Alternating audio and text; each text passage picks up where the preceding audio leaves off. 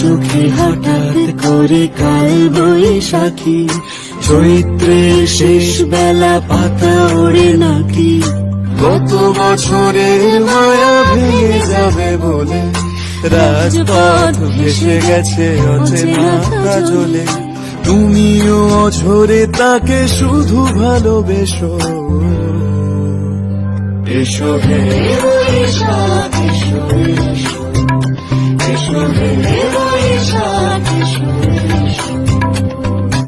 তাপসী সবাই মুমুর সুরে দাও ওড়ায়, বছরের আবর্জনা দূর হয়ে যাক যাক যাক।